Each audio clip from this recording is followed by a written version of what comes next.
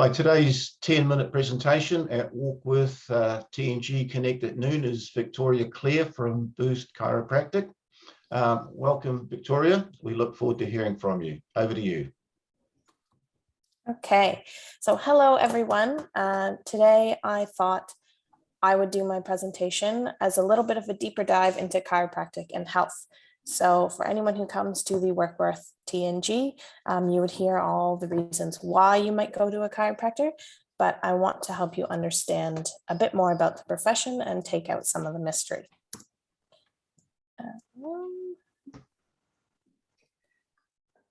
So the first thing to understand is that chiropractic is a three-legged stool. What this means is that our profession has three legs that we stand on, and we need to be using all of those all the time. The eligible New Zealand population, and in Auckland, around 85% of people have at least one dose. Linda, can you mute, please? 3,624 people received. Sorry, thought I was.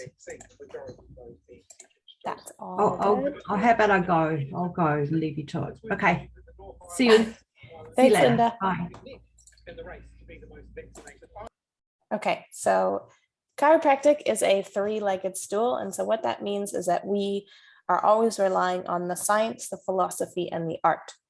So the science is the what, so what we're looking for, what we're affecting, what we're finding within the body. The philosophy is the why. So why we view the body the way we do, why we view health the way we do, and what our driving factor is. And then the art is the adjustment. So it may seem easy or simple. I've had lots of people come in and tell me, oh, I just get my kid to walk on my back or my partner to do this. But a chiropractic adjustment is a very specific art, and it is a different adjustment every day for every person. So being able to work with their body and provide the right adjustment at the right time in the right place is a very fine-tuned art. So when you hear me say the philosophy, often you probably wouldn't think of chiropractic as having a philosophy, but we do. We actually have 33 core principles that guide our lens, how we view the body, and how we practice. So I thought I'd go over two today that I see all the time in practice and that come up quite frequently. So the first one is principle number 6. There is no process that does not require time. And this is true for anything from feeling a symptom to healing to achieving goals. So people often come in and they say, this just happened and it hurts, or, it's an instant thing. But the truth is that it's been a process of culminating factors. So it's taken time for you to get to where you are. It'll take you time to heal and get to a new place. The next principle is principle 17, which is every effect has a cause and every cause has an effect. So it was not the act of bending down to put a plate in the dishwasher that was the issue. Although you may have done that 1,000 times in your life, that plate is no different than it was yesterday, but it's the culmination of all those things leading up. Okay, so there was a cause, and for you, it may feel like the cause is this one small thing, but it would be something much greater. Okay, it's that buildup. For the same thing in reversing it or healing and improving your health, there's going to be causes to create the effects that you want. Now, the really cool thing is your body is always striving to be well. Okay, through every day, it is working to keep you healthy and well. But people need to know what the ultimate challenge to keeping that health or keeping their wellness going is. And that's stress. So you may not know this, but stress can actually come in 3 different forms. In chiropractic, we call this the 3 T's. And so it can be chemical, mental, emotional, or physical. Chemical stress can be anything that we ingest, inhale, or absorb. So it can be from products we put on our skin, like a lotion or a soap or makeup, to things that we eat or breathe in our environment. So it could be in your coffee, it could be pesticides or preservatives, it could be colors, it could be all of these things in our food that our body then has to filter out because it doesn't need them. Next, you have mental or emotional. That is a big one, particularly in the current environment right now for anyone experiencing difficulties with lockdown. And the one thing for us is that our mind never really shuts off. So we are always worrying about our family, our children, our friends, our job.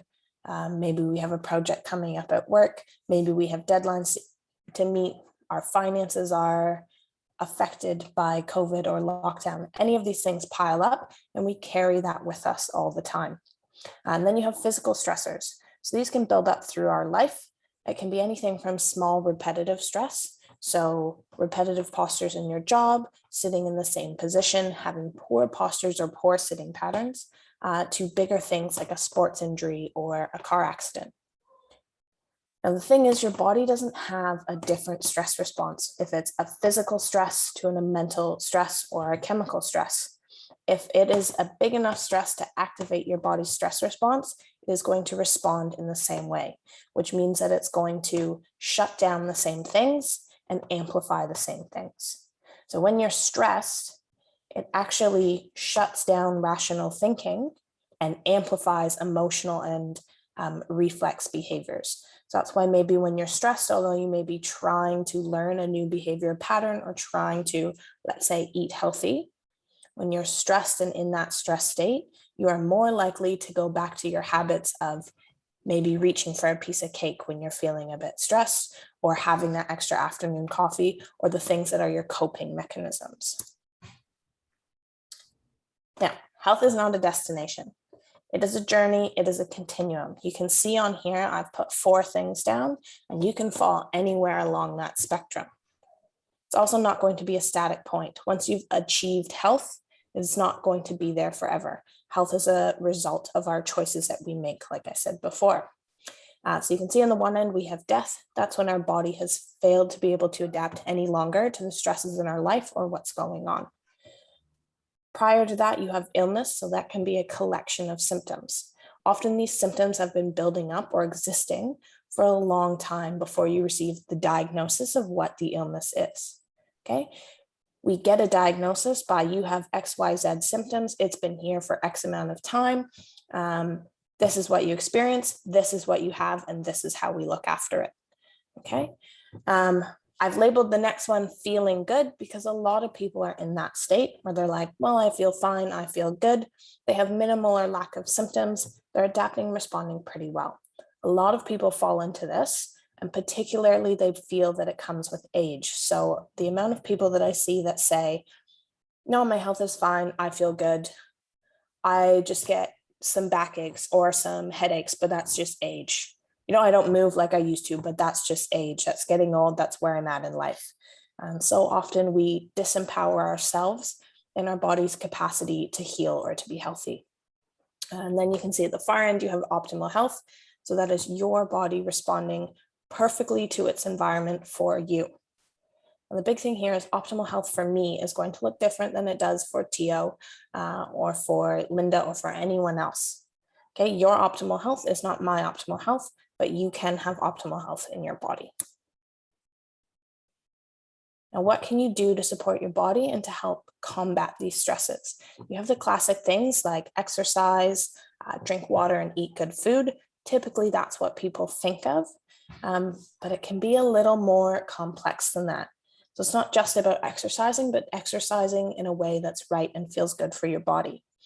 Doing breathing exercises or things like yoga that calm down your body and bring it into that relaxed or what's called a parasympathetic state.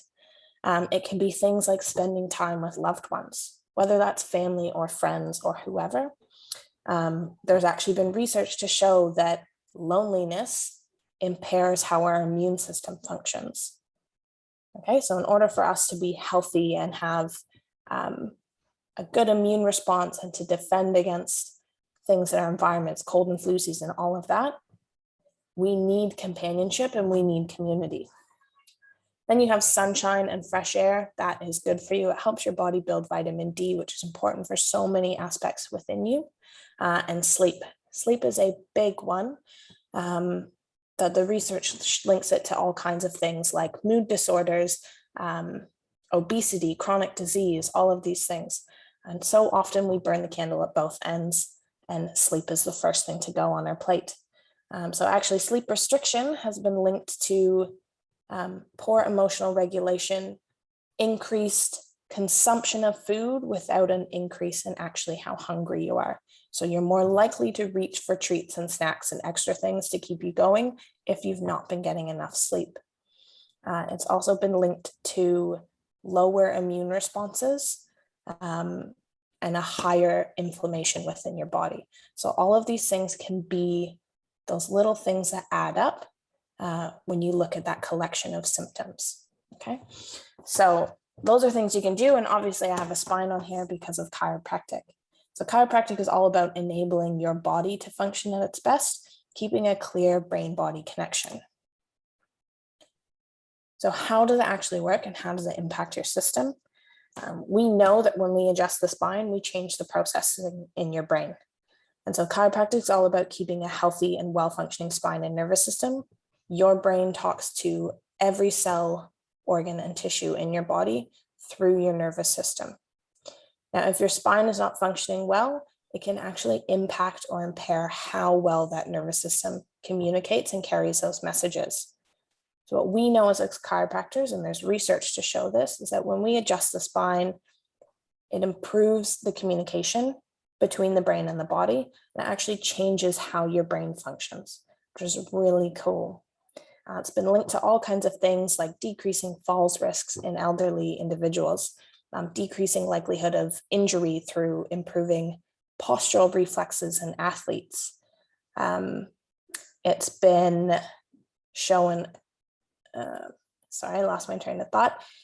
There's tons and tons of studies, but it's been shown to impact so many areas of health. It's been shown to impact how your brain understands where your body is in space and how it moves around. But all of these things impact you and your health. So at this point, is there any questions from anyone?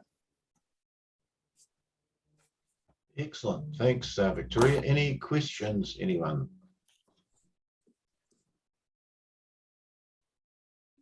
No, but it was really informative. Thank you. I really enjoyed that, and I'm glad I got to see that. So yeah, I'm glad.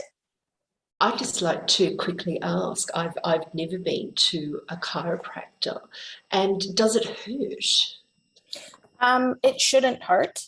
And there are some people, depending on the state of your body, like if you've got an injury or something happening, can be a bit tender, but adjustments shouldn't hurt. And it's really that's where it goes back to that art and the chiropractor working with you and your body. You're not going to accept an adjustment well, and it's not really going to do you well if doing that creates more pain or difficulty for you. So there's different ways that we adjust. We have different techniques, different tools, lighter or heavier ways of adjusting to work with the person to minimize that. Okay, interesting. That was a fabulous presentation, and I could have kept going. Actually, it was fabulous. Thank you. Really informative. Cool. I think Cass, is that, I can't tell that little hand thing. Yeah. Yeah, hi, thanks. A question I have for you is, should it make a noise when you're doing an adjustment? You hear all these horror stories about cracking and crunching, and are you going to the bone cracker and things like that? And so I'm just curious, should it make a noise? And if so, what is that noise from? Okay, well, it can make a noise. The noise, if it does make one, is releasing of gas within the joints. So there's fluid within your joints, and it's just gas coming out of solution. So it's a bit like blowing a bubble in a cup. Okay. They also call it like a joint fart. It's not any more significant than if you pass gas anywhere else. It does not mean, whether you hear a noise or not, does not actually mean that the adjustment's been successful or not. There's lots of techniques or ways of adjusting that you will never hear a noise with them. There are ones that are lighter that are called like tonal techniques that work with like the meningeal attachments around your spine. and work on your body, releasing it a lot through breath and movement. There's the typical ones that are associated, like manual adjustments that are more likely to make a noise. Then you can have like drop table or table assisted ones where the pieces on the table will move. And then you can have instrument assisted ones where I had a toy, like a kid's toy, but it's in the other room. It's almost like clicking a pen. And so that actual instrument will make a sound, but your body won't. Excellent. No more questions? I've got a question, if I may. Yeah, Melanie. Hi, Victoria. Hey, whereabouts are you located for those of us that don't know? So we are in Warkworth. We actually have 2 offices in Warkworth and Snells Beach. And if there's anyone who's not located in those areas in Auckland, I'm very happy to send you to a chiropractor near you or make a referral for you. Okay, I've got another question. So what's the optimal time frame to visit? I have had experience with chiropractors before, and I'm just interested in your theories about how often you think that you should see us. That is a question I get a lot in practice, and it really depends on your goals. And I can't speak for every other chiropractor because just like every accountant or every dentist or every personal trainer, everyone's a bit different. But the way we work at Boost is it's about your goals. We will recommend a care plan for where you're at and how your body's responding. Based on that, you can choose at any point if you're like, you know what, I've gotten what I want, or this isn't working, this isn't right for me. We're not going to say, hey, you've locked into this. At any point, you can kind of choose to be done. But we will recommend care plans, and it typically is a higher frequency at the beginning. And as you make progress and your body starts to hold the adjustments, then that frequency decreases. We have a conversation with people in our practice about at their progress visits or where we do reevaluations about where they would like to head and whether they're looking to head for something like wellness care or maintenance care, because those look like 2 different things. So wellness is that continuing to improve and go for higher health, I guess, or more towards that optimal health. And that can look like once a week to once a fortnight, continuing. And then maintenance care is probably like fortnightly to once a month, where you are maintaining the changes you've made, but you're likely not improving because the amount of stress you encounter in that time of a month between when you see us is a lot more than the time that you spend with me. Does that answer your question? Yeah, it does. And as you say, I guess everyone's different. So you make a care plan for the individual rather than, Yeah. And then it does depend on their goals. And there are people who say, look, I've gotten what I want and this has been great, and I'll come back when I'm injured again. And for me, that's not what I want. I want everyone to have optimal health, but if that's where they are, that's where they are. Yeah, cool. Thank you. That's great. My pleasure. And I think Cass had another one. Yeah, I've got another one. Thank you. I'm just curious as to, obviously my profession is working with animals and dogs.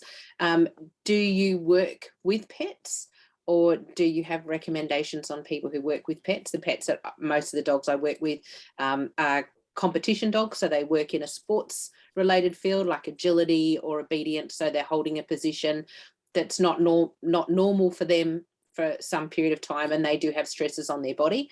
And for a lot of people like me, owners like to treat our pets or our sports dogs as athletes. So as we would ourselves, we make sure they have the best or optimum care. So is that something that you provide or that you are aware of that might be in the area?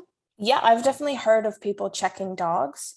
Apart from checking, my own personal dogs here and there, I haven't done it that often, but I do know of some people that do, or would be able to find you some people that regularly check animals.